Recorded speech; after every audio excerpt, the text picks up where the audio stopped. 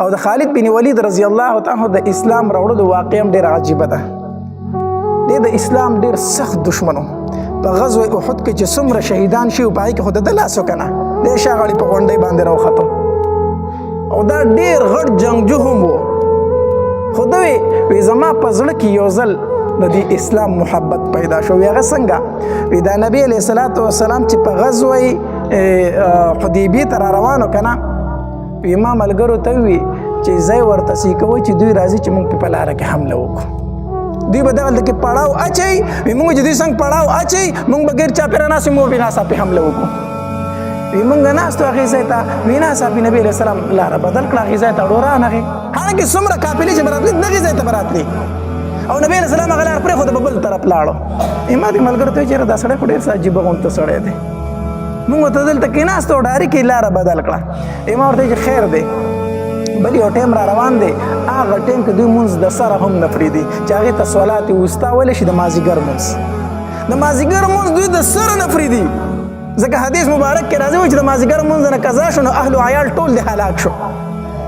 نو دوی د مازدیګر مونځ نه پرېږدي بالکل نه پرېږدي. نو چې دوی په مانځه ودرېږي که نه موږ به پرې حمله وکړو. وی موږ په دې کې ناست وو وی چې د مازدیګر مونځ ټایم شو نبی علیه السلام صلات الخوف وکړو. صلات الخوف د صلات الخوف طریقه دا ده نیم ملګري په ځان پسې ودرول نیم یې چوکیدارۍ ته ودرول.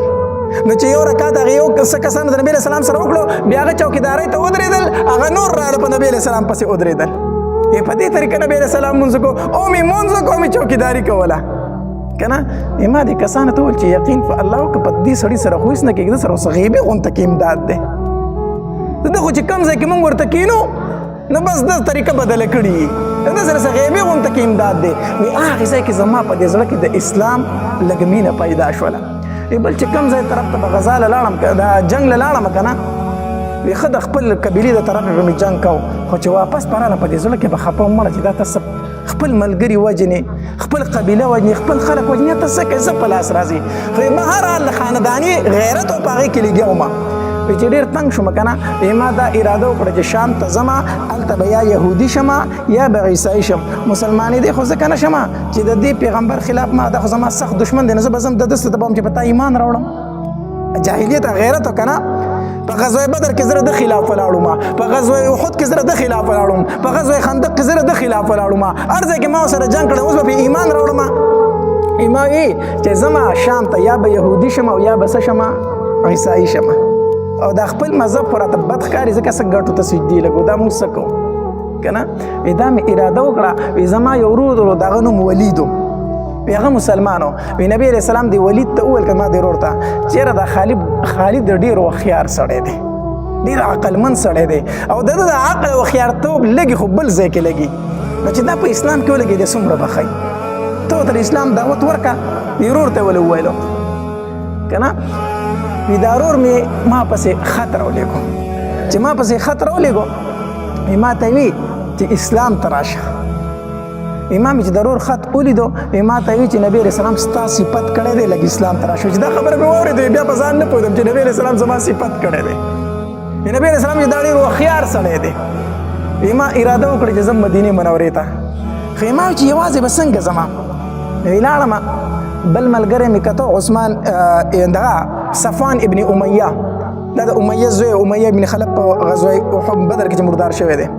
صفوان پسې لاړم ما ورته وی چې صفوان آیا ما ته وی چې هو ما چې په زړه کې مې یو خبره ده ما ته وی چې څه ما چې زه خو د دې پیغمبر نه ډېر متاثره یم ایمان پرې راوړم نو که تا پرې راوړم نو ښه خبره ده چې دواړه ملګري شو مدینې ته لاړ شو.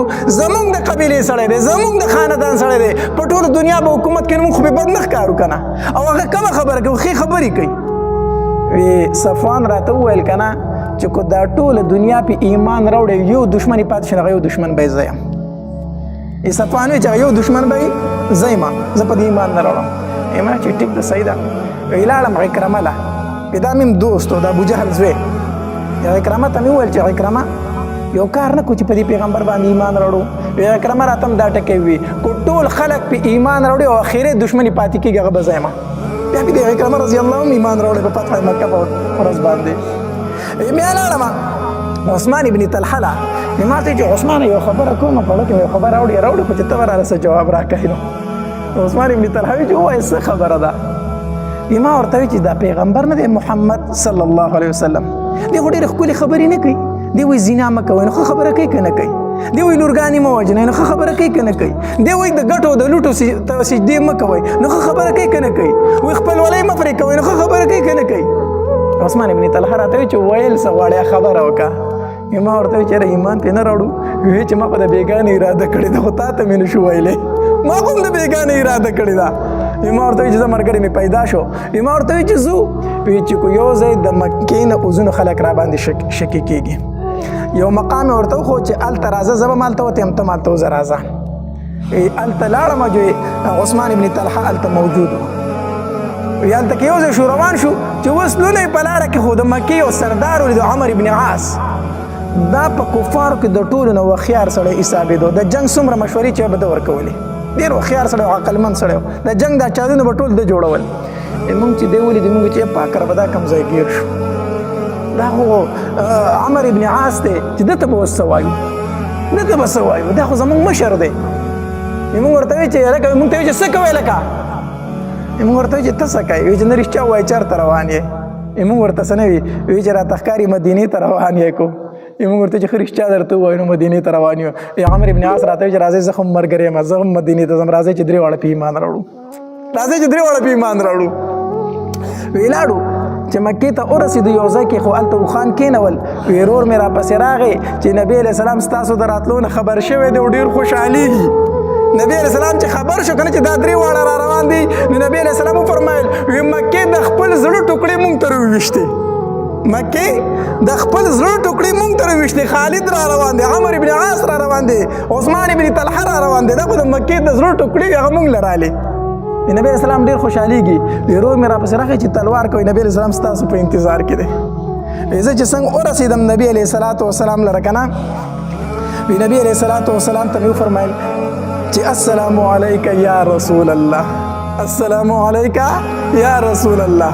او بیا مې د نبي علیه السلام لاس ونیو چې اشهد ان لا اله الا الله واشهد ان محمدا عبده ورسوله. وی کلمه مې وویله. وی نبي علیه السلام راته وفرمیلو چې خالده ما ته پته وه چې ستا د عقل به تا ایمان له راولي. ما ته مخکې نه پته وه چې ستا په شان عقلمند سړی کفر کې نه پاتې کېږي، ته به ایمان له راځې.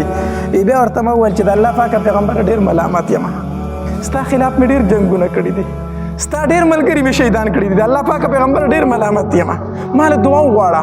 نبي علیه السلام فرمایل چې الاسلام یخدم ما کان قبله، اسلام مخکنۍ خبرې ټولې ختموي. مخکې چې په کفر کې څه کړي هغه ټول الله ختم کړو. او بیا نبي علیه السلام وفرمایل اللهم اغفر لخالد، الله خالد ته بخښنه وکړه، الله خالد ته بخښنه وکړه. او بیا وی بل صحابي راغی، وی درې واړو د نبي علیه السلام په لاس باندې سر راوړو، ایمان راوړو.